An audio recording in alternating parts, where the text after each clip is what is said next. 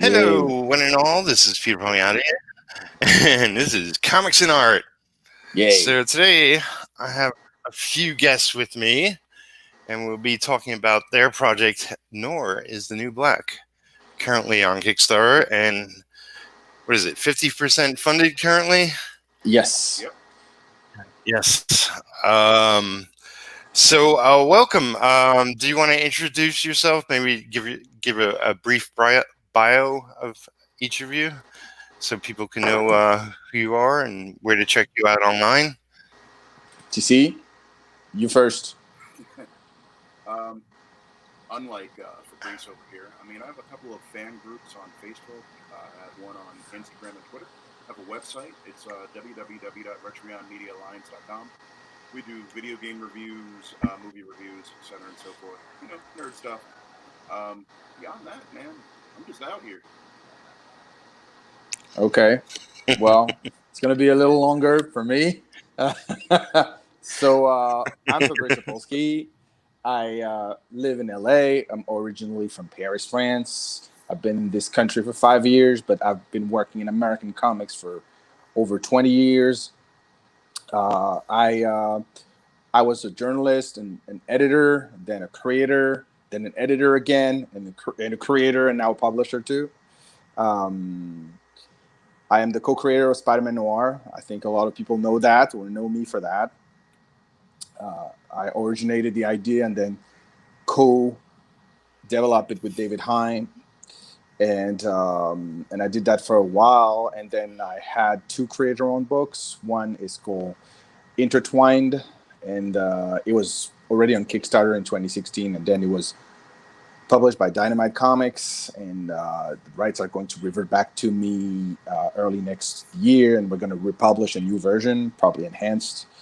And One Hit Wonder, which was originally published by Image Comics, and now just re-released through Fair Square Comics, my company, and right now I have plenty of projects as a publisher, as a creator.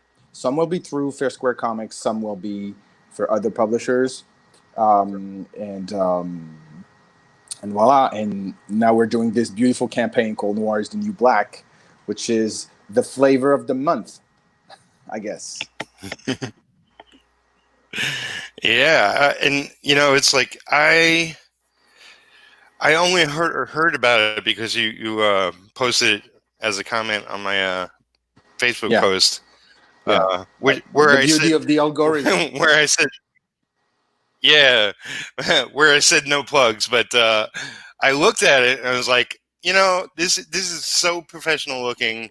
Yeah, I got to check it out, and I looked at it, thank you. and I freaking love the video. It's so slick, and the amount of creators you have involved, and Yeah. I recognize a lot of the names in it. Um, Yes. so yeah, it's an impressive project. Thank you very much. Well, it's the part where being in the business for a long time, you meet a lot of great people, and you build friendships, you build relationships, and it brings that to the table. Now, as I often say when I talk about this project, it couldn't have happened without the friendship with this guy here. No, here. On my right on the screen, um, because clearly he and I we we bonded over Intertwined, my graphic novel, when we met 3 years ago. But the conversations really started there. It was the starting point that led to this moment. Do you want to take over, TC? I mean, like I said earlier, I mean, I joke a lot about just a guy from nowhere, but I started hitting the Comic Con circuits.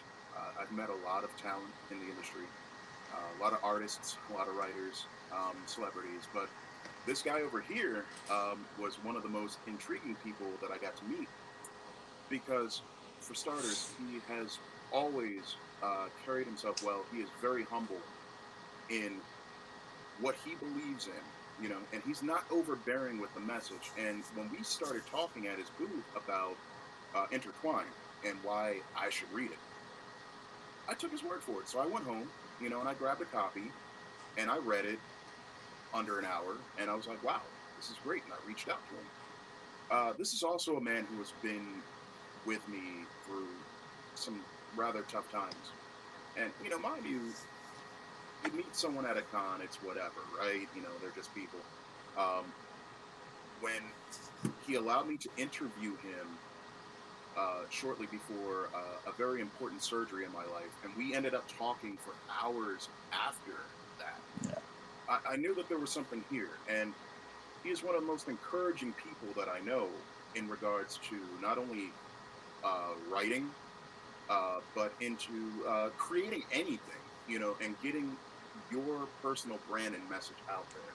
So when things started, between COVID and the social unrest, and we began to speak about, you know, what can he do, because he wanted to do something, and I'm like, you need to use your talent, and you need to use this medium to get a message out there. I'm just as surprised as everyone else with this project. And when he's like, "Hey, let's do this," and he gave me his idea, I'm like, "What do you mean we?" But here we are, and I'm happy to be here. I'm happy to work with him. I'm happy that he has essentially taken me under his wing to show me the other side of the business. He's you can write my bio if you want. But like, look, Pierre, this business in the comic book industry in general is really something. It's really it's all passion, and for me, it's all passion. It's has always been like that, and we're all passionate. Sometimes we clash with each other. We have different opinions, and it's really tough. But in the end, it's tough love, and we never stop loving that medium. What I The thing that happened to me this year is that I was let go from my position at Humanoids in February, where had been a senior editor for over 2 years, and I built great things there, and I'm very happy of my time with them. But I guess they had other plans for the future, and so they let me go. And of course, COVID hit, and like finding a new corporate job was really difficult. And I know that even if people are really being in my position, like being an immigrant creator, being 50 years old, being a man, it's not necessarily what the market wanted to see. And so I had to think about myself and think about what I wanted to do, and I wanted to keep being in comics. And without a lot of means, we have this beautiful tool called Kickstarter, and Kickstarter has been great to me because when I started talking with TC, it was I just I just got out of a campaign for One Hit Wonder as a graphic novel for the reprint, and I was exhausted, uh, but at the same time, last year I had another Kickstarter that failed, and it taught me a lot about uh, digital marketing and new media and all this. And I was like, okay, if this is going to be the new frontier, the new way of doing comics, talking directly to the people, selling your stuff to the people, then let's do it. Uh, in a nutshell, going on Kickstarter is not that different than being at a show at a convention, except this is virtual, but it's kind of the same thing. Like you're there, you're pitching yourself, you're pitching your project, and you're trying to make people that you don't know believe in what you do. And and this project, Noir's the New Black, is bigger than any of us because it's not even my project. It's their project. It's the project of these 27, 28 creators that we have welcomed under one roof, and we're making work towards a common goal, which is one, uh, you're going to be able to tell the stories you want to tell. Two, it will be unfiltered. We might be TC and myself, the editors, but we're just there for guidance, basically. And three, you're going to retain 100% of your rights, and you're going to get paid in advance. Like a lot of people are like, oh, you're asking for $36,000. That's a lot of money for a Kickstarter. Yes, it is. It's a lot of money, but it's the real price of comics. When you go to shows and or even to schools, I've been to schools. I've been to SCAD. I've been to the Kubert School back in the day. Students don't even know the price of a comic book. They don't know how much a 22-pager costs, how much a graphic novel costs. We're trying also to educate them and humbly try to tell people art has a cost, because this is not a hobby. This is a real job. This is what creators do. When you enjoy your movies, when you enjoy your music, you're paying for it. Even if it's streaming, you're paying for it in any shape or form. When you go to a concert, you pay for it. Why wouldn't it be the same for art? So it's a job. We're performing for people. We're producing for people, and it's forever.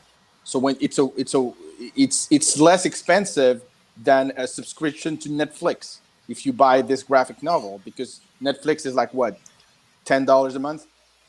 So you're paying already $100 plus $120 a month for a service. Yes, you have a lot of content for this, but when you have a graphic novel, you have it in hand, and you can pass it on to another generation. You can share it with multiple people. It's really an experience, and I believe in print publishing. I think print publishing is here to stay, which is just going to change because distribution is at a kind of a tipping point right now. But yeah, I really believe in it. I really believe that we as independent publishers and creators, we have a card to play right now. I don't know if you'd agree with that, Peter. I totally agree. I believe in crowdfunding is the way for us to get our projects out there to the people, and totally agree about, distribution is broken right now. Oh yeah. And Yeah. we can all individually and collectively be our own distributors and get our projects out to the people. It's just a matter of, getting the word out, and by having you guys on tonight and sharing it out to my audience. I hope that, it will encourage my fans and friends to go check out your project. Yeah. We'll go to the Kickstarter page if my internet and computer holds up. Yes. I'll share it.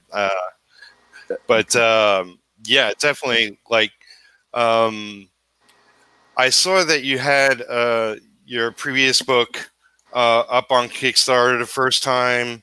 Yeah. Failed, but you were resilient, and you went again, and you were successful. And that's so great to see, It was actually the second, because the first was Intertwined in 2016.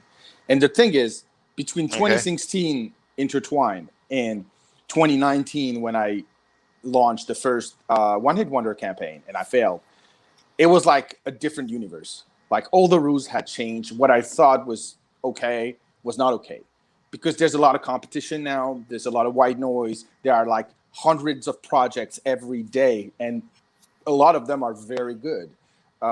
So, of course, people's wallet is not extensible. They don't have the deepest pockets, and they have to make choices.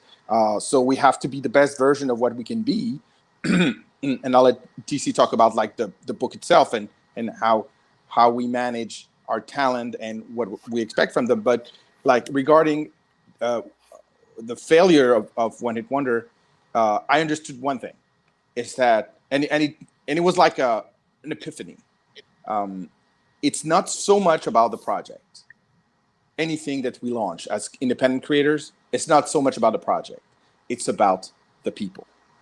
It's about the human beings that are making these books.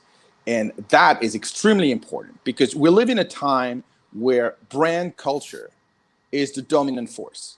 it has not been the case all the time. Like, look, in the 60s, 50s, 60s, 70s, 80s, you if you were a creator of any style, medium, you had a chance of being recognized as a creator. Now people are not buying creators; they're mainly buying brands. And Marvel or DC, they're not saying it publicly, but clearly they think that you could put anyone on Spider-Man, Spider-Man would sell. You could put anyone on the X-Men, the X-Men would sell. Now, of course, if they have like an event, a creator that people love, it will sell more. But there's a degree where they will sell anyway, and it's different from 30 years ago, where a creator could make a difference. Frank Miller, a John Byrne, a Mike Mignola, a Jim Lee, a Todd McFarlane. These guys could make the difference because they were known to be the talents that would change the books. They had a flavor that was unique. And we want at Fair Square Comics and TCNI and all the talents that are on these adventures with us, they share that common vision that we all have a talent that is not duplicable, that is unique. And these voices need to be heard. And in the case of Noir is the New Black, we're talking about Black voices, but there are future projects in the pipeline where we have a lot of different voices, and the creators are going to talk. They're going to have something to say as creators, not as brands. And that's the main difference. And that's what Kickstarter allows us to do, is like we can speak as a person. So the second Kickstarter that I did in February this year, and it was a short campaign, it was like 15 days. It was all about me. Like, if you're not going to buy it for the book only, do it for me, because this is my fight as a creator, my fight as an entrepreneur, my fight as an immigrant, and my fight to stay relevant in an industry that doesn't need me, because the industry doesn't need us. We create our own future. Yeah, totally. It's like I see us, creators as like mom and pop shops, and I rather go to a mom and pop shop and keep them in business than the big corporations and franchises and all that jazz. And they'll always be around. And we're not that much expensive. We just want people to have the right price. Yeah. Yeah, I think most people understand that. It's like I know within the last year or two, like that post office prices have increased. Oh my stupidly. God! Tell me about it. And that doesn't help. And paper goes up and printing goes up and everything else. But you get a project that's more heart and soul than something through Marvel or DC or whatever. They have good creators and good books. Not everyone's the gem, but I rather get books from independent creators who, like you were saying, have their own distinct voice and have their own messages they want to get out there and speak of. And look, as independent, we can produce the same quality as the others. I mean, you were saying it yourself. When you look at the campaign, you don't believe that it's a two-man operation. You could easily think that there's a team of 20 people working on this campaign. It's just TC and myself. I want to step in. Excellent. I want to step in and say something that you said earlier. I'm sorry, to speak about something you said earlier, Peter. And that part is, you would rather represent the mom and pops, right? Instead of like the bigger. Right. I agree and I disagree with that all at the same time, because, there are a lot of mom and pop stores, boutiques, whatever. And the quality of the products that they sell, or the cost of the products that they sell, you can do better, right? Elsewhere. But if you're not getting good customer service, if you are not getting a top quality product, it doesn't really matter who's making it, right? You want what you pay for.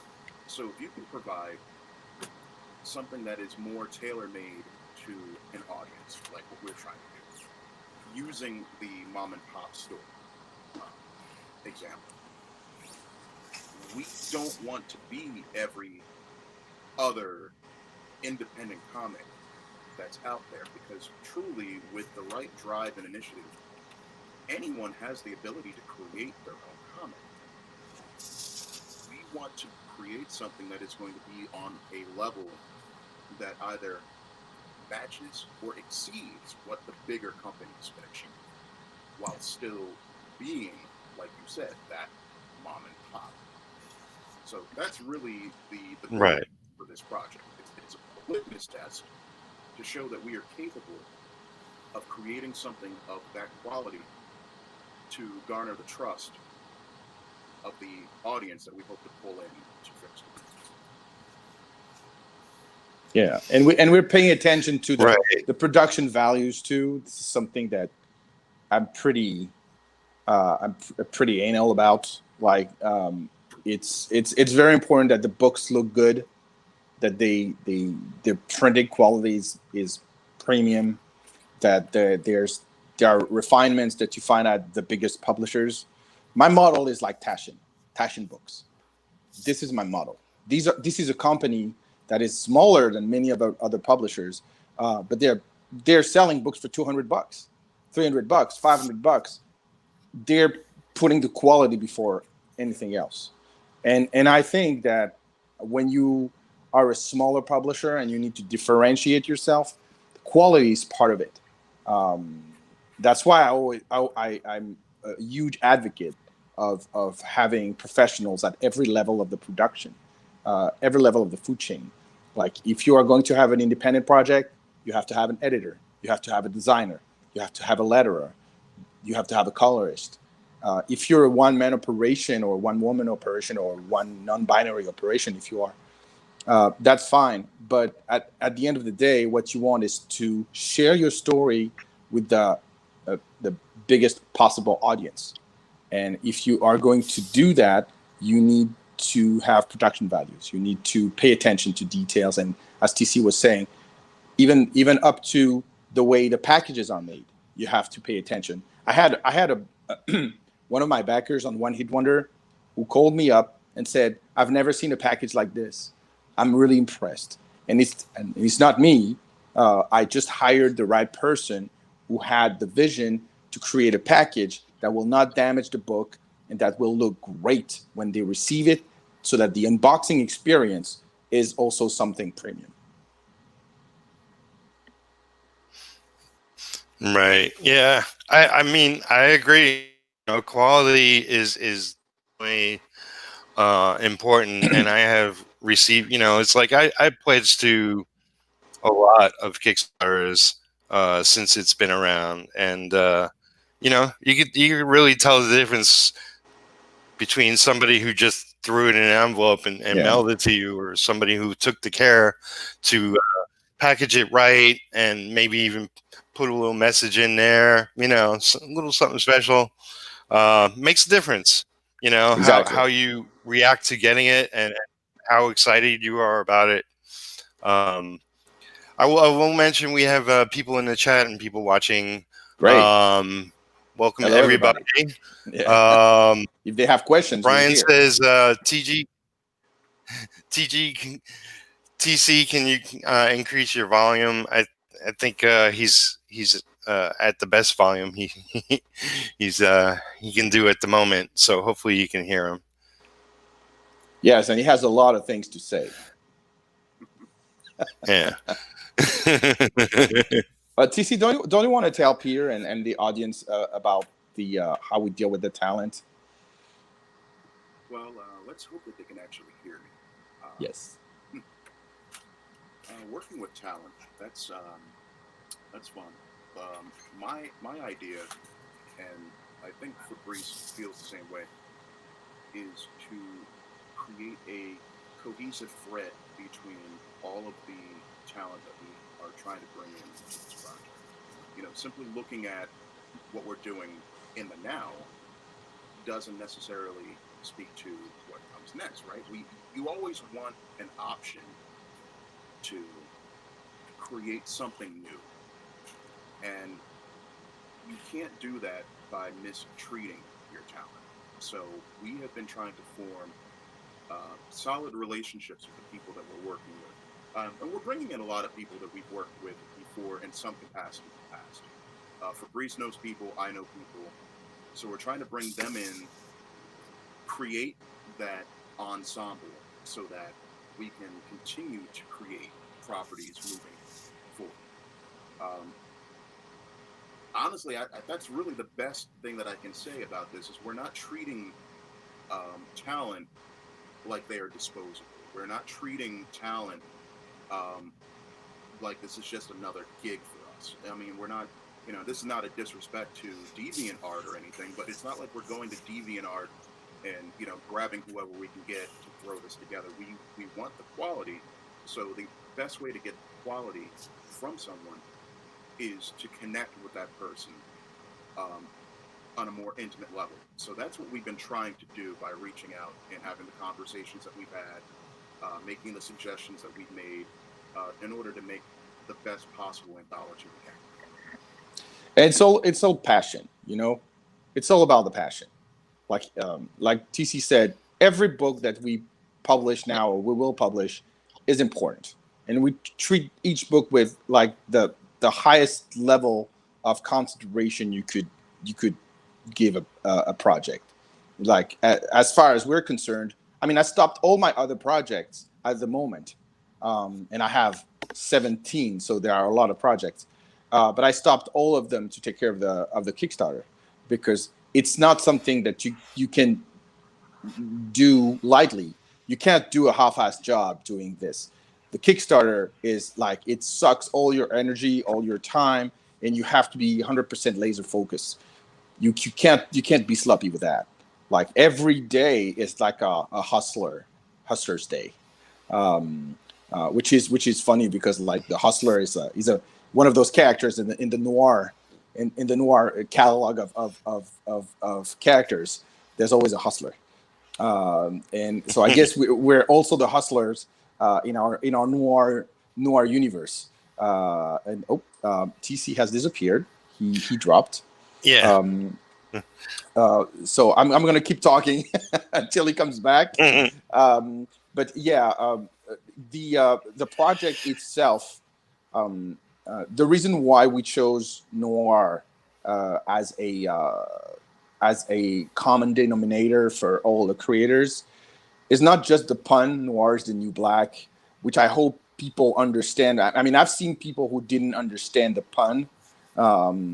And they didn't understand that, yes, noir is a French word that means black, but it's also a genre, a literary and film genre, that has been extremely popular. And black noir, which is noir stories by black creators, has been a thing for the past 50 years.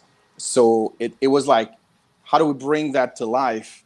And how do we give a maximum amount of black creators, of African American creators, a voice, so that they could express themselves without filter and without feeling that they have something in their back asking them or telling them what to do. We're not telling anyone what to do. They know what to do. And it's like, again, respect is a two-way street. So it was very important that we created those conditions, so they felt that it was the right place for them to work. And I think the thing that TC and myself are the most proud of is we're having this balance, this mix of established creators, and you said it yourself. We have like some big names in this, and some new voices also, people who have either never worked professionally in comics but have the talent for it, or people that have worked in comics and like their experience was not really good and they need a second chance and they need to work in a healthier environment, and we're going to try to provide that for them. So it's really a labor of love. It's really a labor of love. It's really putting ourselves in the back, be the guys behind the guys, and let the creators do the magic, make the magic. I definitely think there's more room in this industry for people who handle with care creators. Yeah, You know, like it's funny. have their best interests. Yeah. Yes, it's funny because like I don't know, 2005. So at the time I was living in France, and I'm not gonna say who because some people might recognize who I'm talking about, but I was at a very big French publisher's office, and I was talking with the owner, and I said to him, "Why don't you take care of your creators?" Uh, and he paused for like a millisecond, and he said, "Because that's not my job. My job is to publish books. My job is not to take care of creators. You can do it if you want." And I was like, mind you, 2005, so 15 years ago. And I was like, I was extremely angry after that conversation because it's like, he doesn't care. We're just printed paper for him. And it's terrible, but like a lot of publishers are like that. And even the ones, I'm not going to name names, and I'm not going to throw any punch at anyone because that would be counterproductive, and that's not my style. But there are some companies out there that claim that they care about creators, and they don't really. Not necessarily because they have this hidden agenda and they want to exploit people, but also that they probably don't know. And there's a reason why when creators are structured enough and want to do things the way we're doing it. I'm a creator. I know what's good for me. I know what's good for my friends, and I know how to take care of us. And so I prefer putting my own project in the back burner and take care of others, and for a while, and because I know that they would take care of me. There's something really amazing about comic book conventions is when you go to another creator's table and you buy one of their products, they are over the moon. They're very happy. And the next day they might come to your table and buy one of your stuff, one of your things. And you will sell them, and they don't want a discount. They just want to prove that they're there for you. And that's something, I don't know how many industries work like this. That's the beauty of comics. That's really that. Yeah. That's what makes comics the most unique creative environment in the world. Yeah. And it like you said, it's not about naming names, but I think it's important that people know that there's better ways to run things. Yes. And sometimes people aren't aware. Sometimes they're just trying to do ABC, get things done, and they're not aware. It's like I know as an inker, as various things I've done in the industry, like what's my best fit, like what do I need to work and do the best job I can, and that's also important, that all creators and even the publishers know, and are aware of. Yeah. Well, let me ask you a question, Peter, because you are representing a profession that has taken a hit with digital comics, and I love inking. Like I love inking, traditional inking or digital inking. I love inking. It's soothing. It's absolutely fantastic. I love people like Klaus Janssen, Terry Austin, these kind of inkers. Joe Sinnott, of course, all the classic inker, Al Williamson. There are many great artists that have been there before us, before our time. How do you see it evolving with the rise of precisely independent comics? Would you say that this has opened doors for you as an inker? It's like I'm forcing myself in a total different direction than like how I started in this industry. You know, it's like Mm-hmm.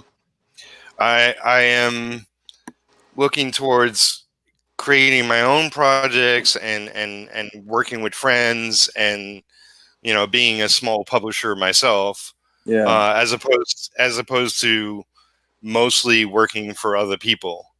Uh, you know, and it's a lot of factors, but it's like the money isn't there. Yeah. Traditional anchors aren't used as much as they used to be. Yeah. Um, Everything changes, everything evolves, and you either evolve with it or you get a different job. um, Yes.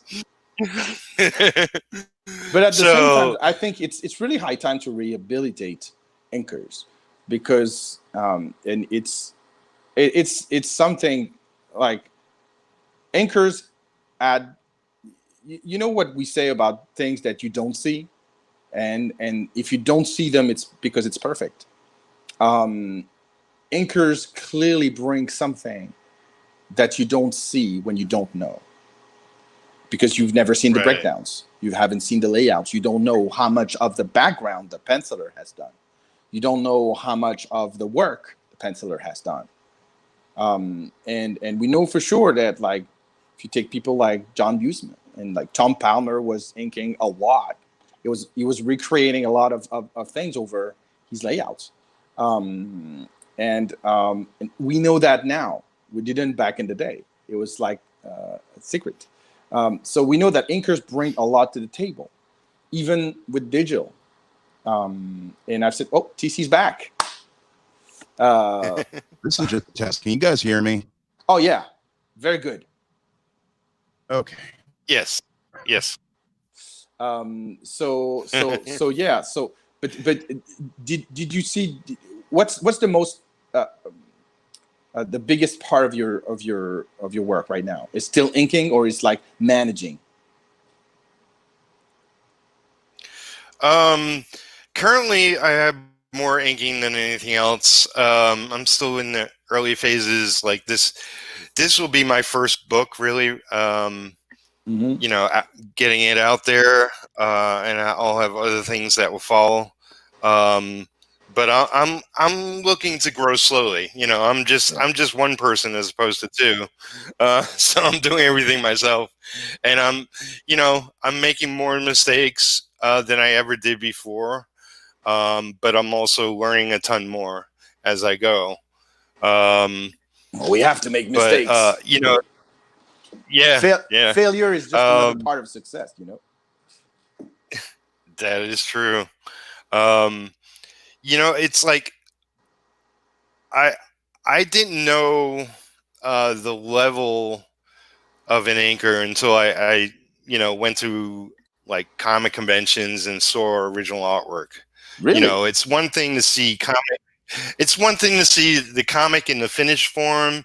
It's like, oh, the art's amazing, but to see Yeah. it, you know, the art is actually bigger, and to actually like see the pages and the work in person is just like amazing. The level of detail, the level of skill that goes into it, and I'm totally like there are some excellent digital anchors, but I Yeah. still believe traditional inking is the way to go.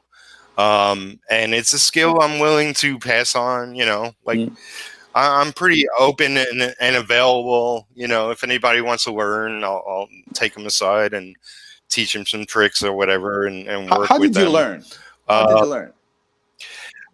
I, you know, when I began, like I made the decision to enter into comics. Like I had a day job 10 years before I got into comics. Mm-hmm. Um, but I made the decision pretty quickly, like within 10 minutes.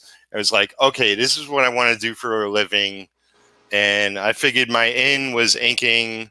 You know, never mind that my brother did it before me. Like, you know, Yeah. he did pretty, I was about to say, like, pretty much the same there's thing. always a Palmiotti inking something, right? Yeah, yeah. um, but I knew from day one that I sucked. Like initially, like you know, I could I went to art school and all that, Mhm. but specifically inking is a skill unto itself, Yeah. and I could fake it until I made it. So it was a lot of I was inking assistant to a number of inkers, including my brother. I worked at Valiant for a while as a background inker. I forced myself to practice my skill for the first batch of years, really, while I was getting work from this independent to that independent and so on.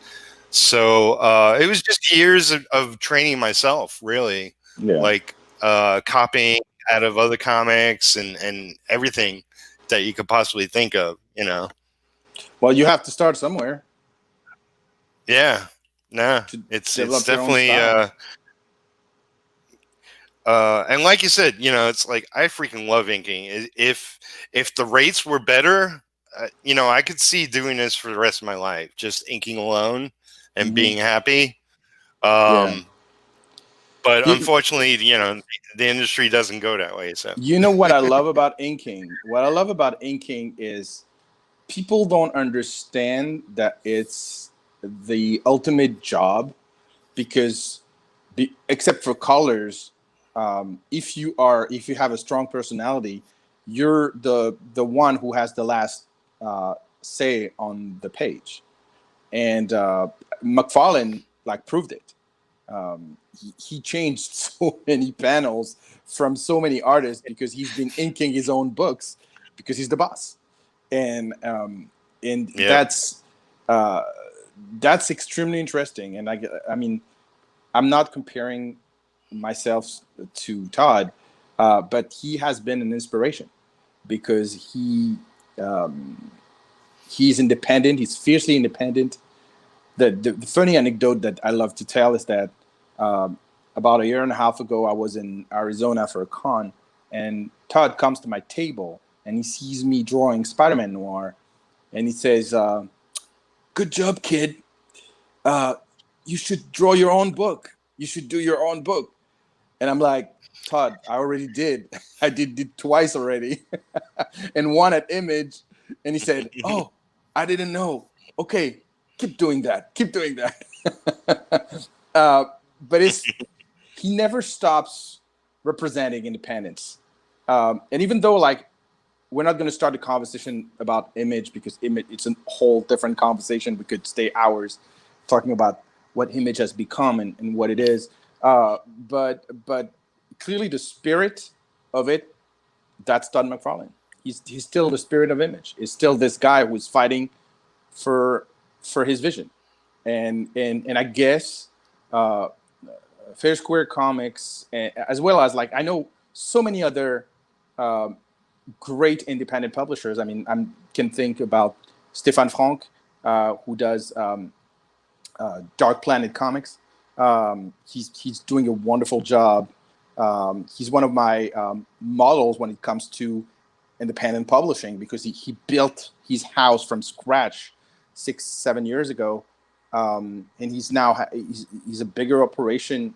He's a way bigger operation that he even thought it could be, because he's an authentic person. He's authentic when he's drawing. He's honest with his business, and I think it shows. I mean, same for David Walker. David Walker has this little boutique publisher called Solid Comics, and I really love what he does. He fights for. He's working for the big guys, but at the same time, he has projects that are harder to sell and that are like very important for him, and he's fighting for them. And I totally respect that. I love David. So it's very important to keep the independent spirit and the free thinking alive, because there's a market for everything. Yeah. Just have to find it. Yeah. The thing about doing your own projects and publishing yourself is you have to put yourself out there. And I know a lot of artists, writers, and inkers and colorists and whatnot. They're they work at home and they don't go out into public and they spend know. hours and hours on their craft. Yeah. But it's like it's just a stepping stone. You put yourself out there, it gets easier Correct. as you do it Correct. over and Yes. over again. Yes. And it's totally utterly worth it because I mean, it's like I work from Marvel in DC and I loved it because I grew up reading from characters from both companies, and it was a blast to work on their books. But at the end of the day, it got into a whole like it's just like you have to meet the deadline, and I'm working 31 days each month just to work on the next book, and it's like no breathing space, and it's like okay, the book comes out. Oh, that it's like you're on top of the world for a half hour, and then it's like okay, I got to get back to work. I know the feeling, and I come from the press, so for years it was like deadline. You have 2 hours to breathe between 2 issues, and then you have to get back to it. Usually, I use that time to go to the barbershop. After I finished an issue, I was like, I'm going to the barbershop, and it was like the cleansing. Like it was like I really let go of my problems by going to the barbershop, cut my hair, and feel like a new man, and then I can tackle the next issue. For comics, it's the same thing. It's like you have to let go of your belongings at the end of an issue, and then move on to the next, and it never ends. You guys mentioned something earlier. Yeah. I'm just going to have to step in here for a moment because I don't want us to get away from that topic. Peter, you said that for inkers and a lot of creative talents, it's easier to work at home. It's often harder to put themselves out there, right? And when you look at what we're working on right now, the project, Noir's New Black, we have a lot of talent that we're pulling from, and not all of them are established. There are going to be some up-and-comers in there. And going back to a question you asked me before, whatever audio issues I was having, creating a relationship with our talent has been my main mission objective, as well as Fabrice's mission objective as well. But we have encountered issues where there are talents that would like to step forward and create things. They want to get their word out. They want to get their story out. They want to get their art out, but they can't get over that hurdle of putting themselves in front of, well, you or Fabrice or me for delineation. So there's and I'm known to make people cry. Well, yeah, he's kind of ruthless with his critiques of people's art. But hey, I'm French, okay? What do you expect? No comment. I don't know if this is a PG program, but that's also something that I think moving forward, after this Kickstarter is done, after we get this book out here for you to see, I think that what Fair Square Comics stands for, the comics for the rest of us. Yes. What that means is if you have a story, we want to hear it. We want your story to be told. I encourage anyone that is listening to this, if you have a story and you've been sitting on top of it. I sat on top of a story for years. I have a lovely woman upstairs who has been pushing me in the direction to get something done. I have the mad Frenchman over here who's been pushing me to get it done. Life is so short, and it is very precious. Don't waste it. That's what a boutique publisher like this is good for, is to give people a shot to follow their dreams.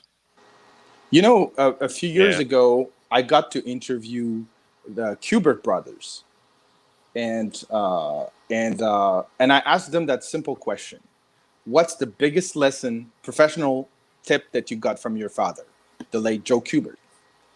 And they both said exactly the same things, which was get up and get it done every day. And you can't allow yourself to be discouraged by anyone or anything.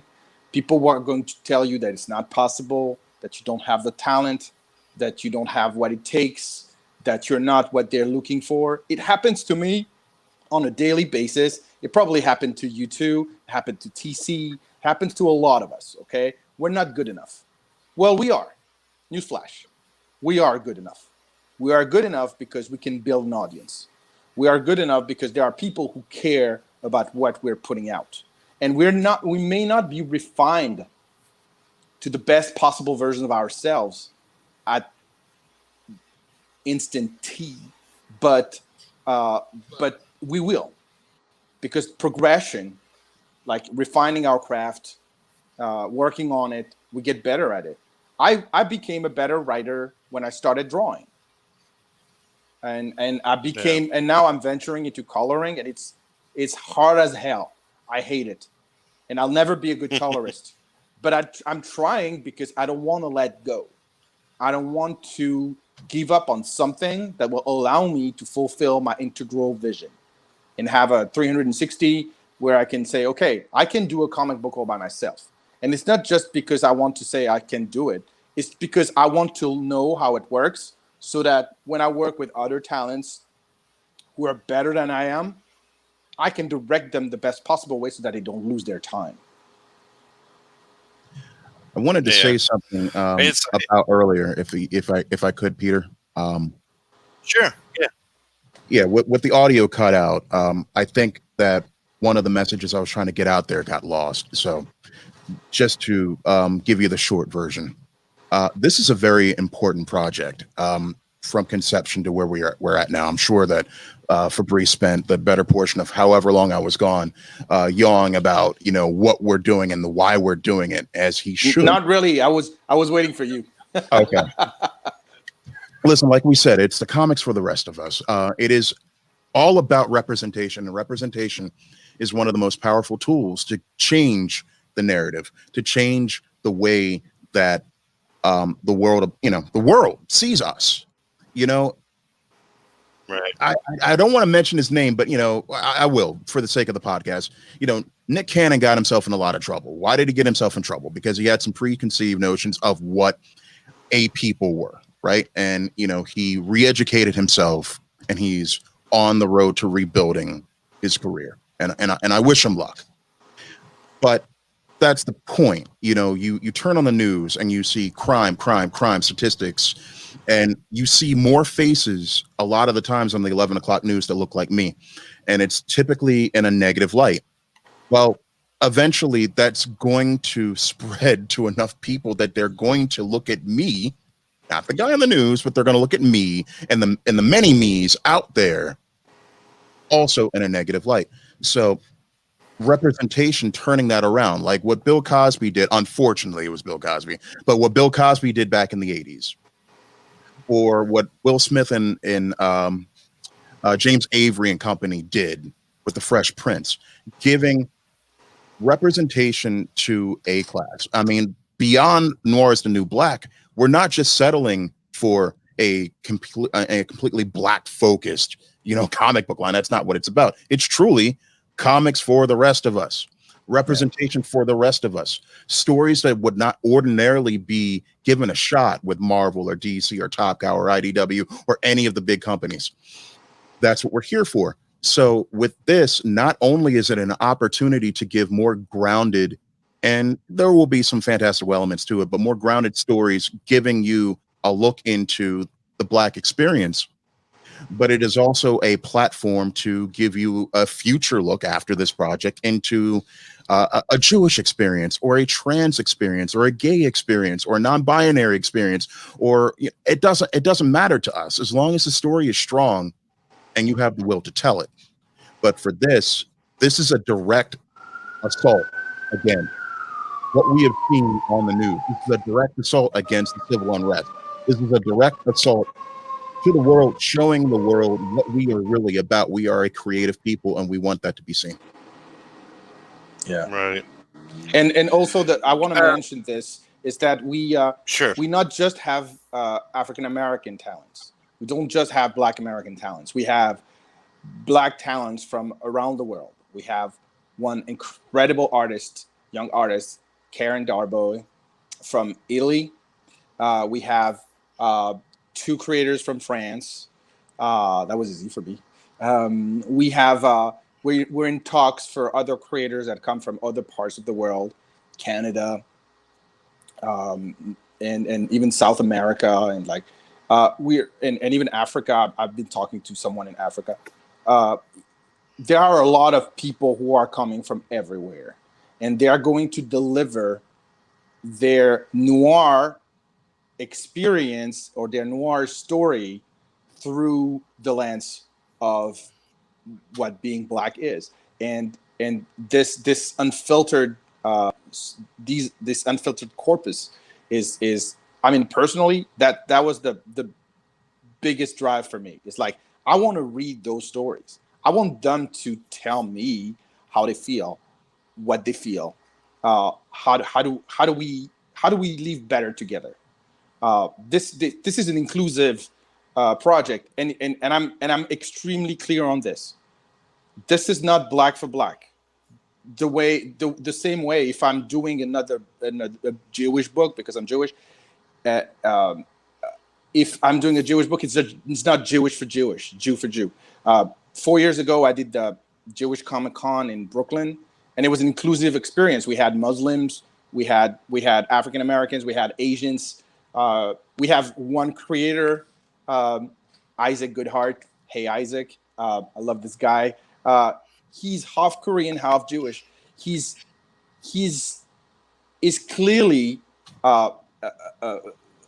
the inclusive experience himself, and he's a sweet kid, and I love him, and he's hugely talented, and I love what he's doing at DC right now. But there are people like that everywhere. And we want to hear their stories. People need to read them. It's the best way to fight ignorance. Is to put these graphic novels, which are a wonderful tool to educate people and to make them realize and bring emotion out of them. It's the best tool, and that's why we needed to do it. We needed to do it because we felt the urge deep inside ourselves to do it. TC because he's living it. All our creators because they're living it, and me because I'm an ally, and people don't understand that, but I'm going to say it like officially. I've been saying it in private, but like, I came from a country where we're such a tiny minority. We're 0.5% of the French population. That's Jews. That's nothing. That growing up, my models were mostly Black American people because they were more and they were producing more and they were extremely creative. And minorities tend to identify themselves, especially outside of the United States, with other minorities. And when I was a kid, America was this big center of attraction. All the culture, all the cool things came from there. We had this vision in the 80s, in the 70s, 80s, and even 90s, that America was like where everything was made. And we were looking, that's how it was. And like, we were smuggling products from America when we went there, or if we had a friend who was going to New York, oh, can you bring me this because we don't have that? I was buying all my records imported because I couldn't find them, and it cost me an arm. I mean, this is, people underestimate, especially in America, how we approach the concept of being a minority in another country. And this is not the theme of that book. This is not the story. I'm not a creator in it, but I wanted to open the mic and let them speak and raise their voice. And if the only thing that I'll be able to do within Fair Square Comics beyond my own IPs, I'm happy this book exists, and it will exist. Period. So here's a question. Is this volume 1? Will there be more? This is not okay. This is not volume 1. This is an anthology. This is a Black created, Black drawn, Black written, Black inked project, and eventually bound. Colored and lettered too. Yeah. So this is what this is. So we're going to focus on Right. this. Moving forward, there will be other projects. So if you want to look at it instead of chapters and say, is this the first round? Well, no, it's not, because One Hit Wonder was round one. Yeah. This is round two. And it was already inclusive. Right. Round 3 and 4 and 5, stick around. We have some stuff for you. But that's not to say that we wouldn't circle back to an idea like this again. But I think that whatever we would do after this would take on a new shape. Maybe at that point, with enough time and enough public trust, we'll be able to tackle the other side of things. Again, I don't know if this is a PG podcast or not, but the one thing that bothers me about the community is the fact that as much as we are out in the streets fighting for Black rights, and I'm sorry, I'm ashamed to say it, but I'm going to say it.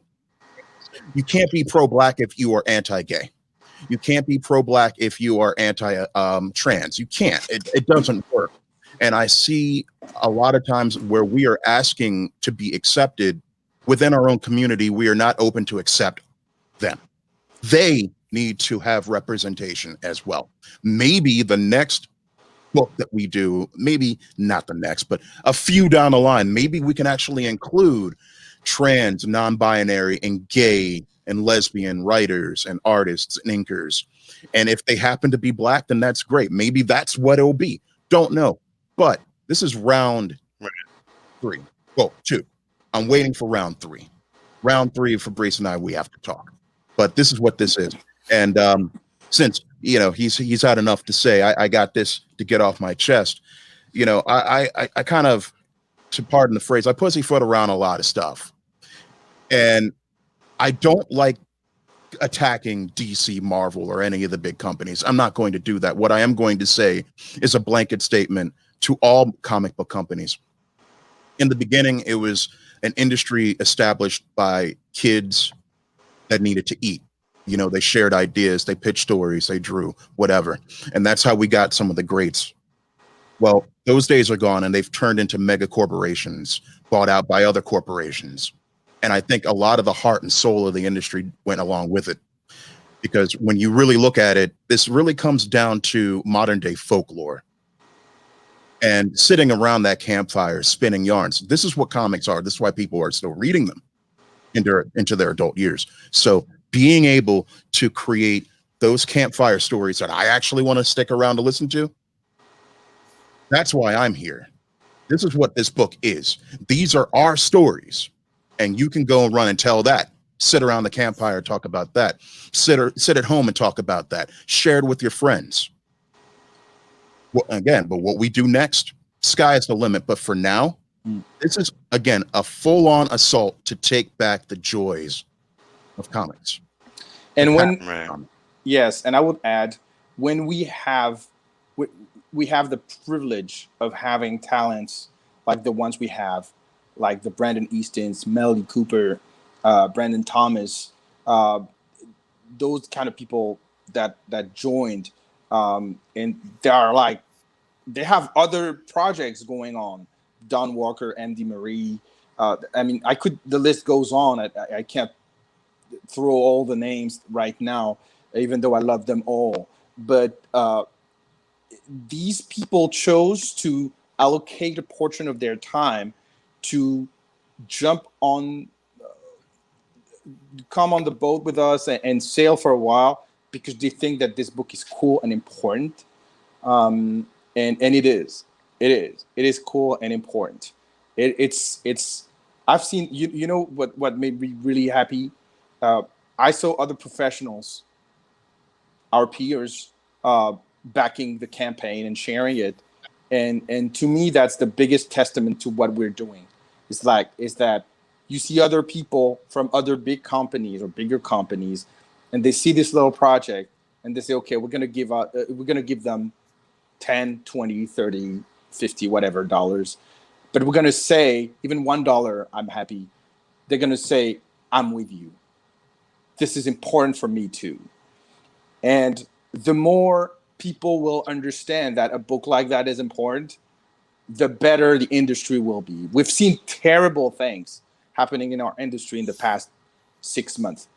Terrible things like witch hunt, horrible stories coming to light, suspicions all around, terrible, terrible, terrible things coming up. We don't. We're not going to put and sweep that under the rug. These stories needed to come out, because if terrible things happened, we have to correct them. But we collectively have a responsibility, because we inherited this industry from the founders. We have to do something with it, and we have to do it right.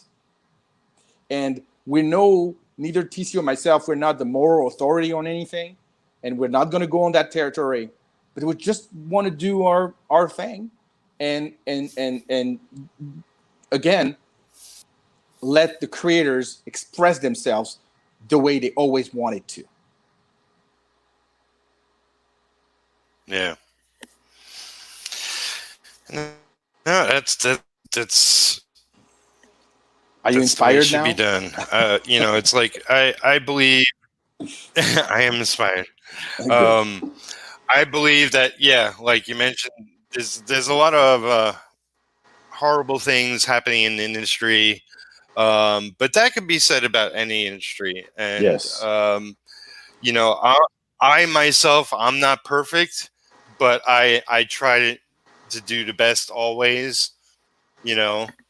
With whatever I'm involved in, and if I make a mistake, then I try to correct it, and try to, in a sense, lead by example. Yeah. So, this is something that I often you know, say, lead by example. yeah. Did I have something else I want to ask about? Well, okay, we should address in the chat. I don't know if you saw it. The last comment by Brian is a question for either one of you. Okay, Do you see it? Brian Mitchell Covington. I'm starting my second novel, but there are elements that I would love to bring into comic form. As a creator and wanting to be involved with Noir and the New Black, how would I move forward? Do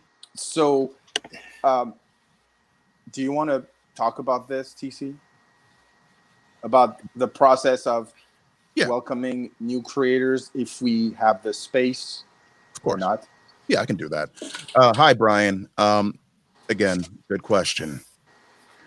So essentially what we have here is your passion. You want to see something happen. Okay, well, that's great. We open up a dialogue first and foremost. So you can reach out to either Fabrice or myself. We can definitely get you that information. From there, like I've been saying to all the other creators, what's your story? So we'll sit down, we'll talk about that. Of course, we have a procedure. So with a procedure, we ask all of our talent to sign our deal memo, which basically breaks down, what your responsibility is, what our responsibility is to you, and of course a little bit of legalese in there. Just basically don't be a bad person. That's really what it boils down to. From there, we get the story. The two of us will sit down. We'll look at it. We'll probably fight over it, because I'll probably think that it's good, and he'll say, well, I think this can be changed. And after we lock swords, I'll come back to you, and you'll give me some ideas. It goes back to Fabrice. Fabrice is like, oh, okay, and then we can see from that point where we could fit you into the project. That's kind of how it works. But you have to create your pitch. You have to. It all begins with that pitch. Yeah, and I would add something that is very important. Is yes, we've been adding some new people to the collection since we started the campaign. People like Gary Phillips, and it was like a blessing that he came out of the blue, and we added him. We're in the process of adding 2 other creators that we will reveal later this week or early next week. Tony Akins joined late last week. It was also like someone that I've known for a long time, but I never had the chance to sit down and talk to him about it before. So it was just that thing. But there will be other spots opening. Now it's all boils down to the budget. Like right now, the budget we have, and if you looked at our roster, we have 28 talents now. We have the budget for 13 stories. We have the budget for 120 to 140 pages. That's what the initial $36,000 goals allows us to. And again, I'm saying it publicly, 70% of the money goes directly to the creators. 70%, that's a lot of money. And the rest is split between the printer, Kickstarter, because Kickstarter costs money, USPS, because we have to ship, and Fair Square Comics only takes 1%. That's all we take. And it's not just to cover our costs. It's also to pay for YouTube ads, to pay for Facebook ads, to pay for the PR person that we hired to help us launch the campaign. Lisa, hi, I love you. And to ease our pain, because we need backup in building our campaign. So I'm very clear. If we crush the goal and we go beyond that, and that's why we need everybody. We need everybody to, not just because today we're 50% funded, but we need to go through 100%, and then we have stretch goals. With each stretch goal, we're going to add more pages. That means more stories. That means more room for people like you. Yep. And I hope that we can discover what you're doing, and I hope that you can join if it matches our editorial plan. If you don't have the same idea as somebody who has already submitted, if you have something that is very unique, and we're ready to read whatever material you will submit to us. The address is on the campaign. It's on the website, and we have a feature that no other publisher has. My phone number is on the website. You can call. You can text. It's 323-405-9401. This is not just Fair Square Comics line. It's my number. Because TC and myself and all the people that are working with us, we need to have a direct relationship with people. Not just talent, but audience, retailers, everyone. And it's extremely important to create a connection, because this is how independents win, by creating a relationship with the audience, creating a relationship with everybody. So, yeah. And I want to add that when we have, I'll get back to the talent one more time. We have people like Regine Sawyer, for example. Regine, she has been the driving force behind the Women in Comics organization for years. We need her as much as she needs us, because we're elevating each other. She's restarting her organization. She has a membership now. I recommend everyone, even if you're not a woman in comic, if you're an ally, you have to take a membership to this. It's plus it's not really expensive. Everyone should be a part of this. The same way you're ready to pledge for Noir's the New Black. We're bringing a community together that didn't know they had a community, and the community of independence, the community of free thinkers, if you want, the community of passionate people. Basically, Brian, get that email over to us. What's your story? We'll go over it, and just know that if it's strong and it gets past curation, then of course, and the stretch goals are very important. Yes, there could potentially be a spot for you, but we'll talk. Excellent. So I'm going to try see if my internet can take it. To share the page. Let's see. I'm going to try to share it, but talk about something else meanwhile, while I get the link and go there.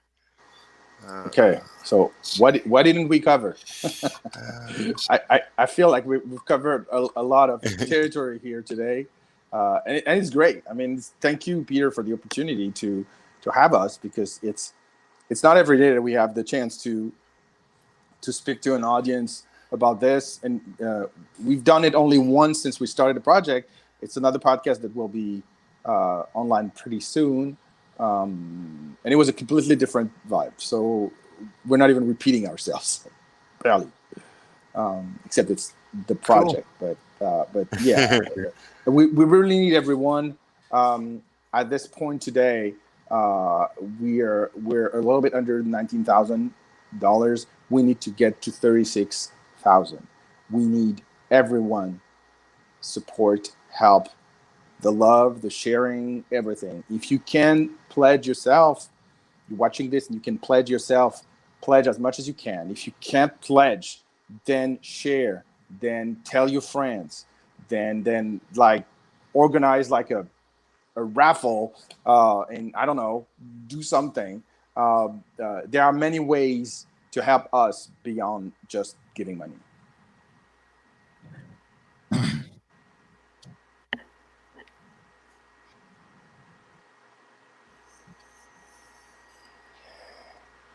Okay. I don't know where you went. All right. So, can you share, Peter? let's see.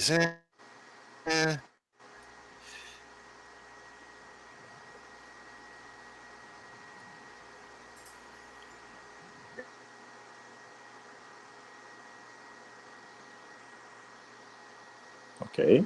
Pete. Peter, we lost him. Yeah. Which it's just the two of us. We're live. Yeah. Oh, you're back. Um. Like there's a freeze. No, I think he's trying to bring up the Kickstarter page, and I think I know, but I mean, we can also like spell it out for people. Like you go on Kickstarter, and you hit kickstarters.com/project/1, the number, hit wonder /noir dash is noir the noir dash new dash black, and that's it. Very easy. You really did that, didn't you? You did. Yes, I did. I'm using all my energy and my time.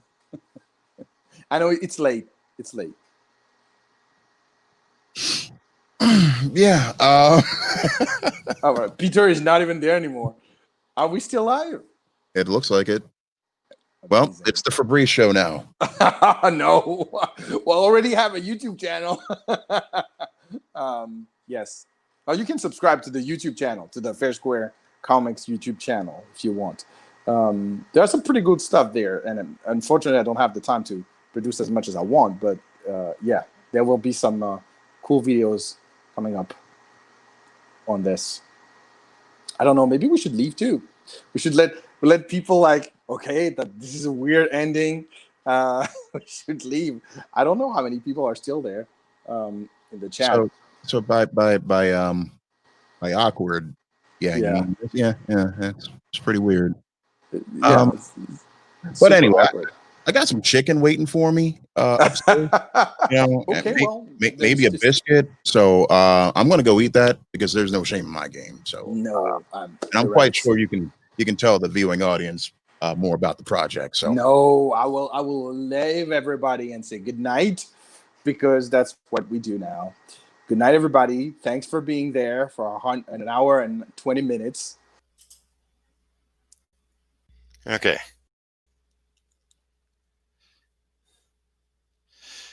Interrupted. Yeah. Okay. Yeah.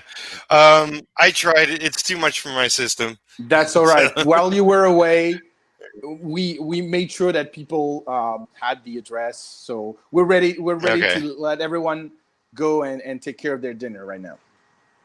Okay. Great. Okay. Well, thanks for coming on, and I wish you the best of luck with the project. It's definitely an important project. Thank you very much. People to check it out.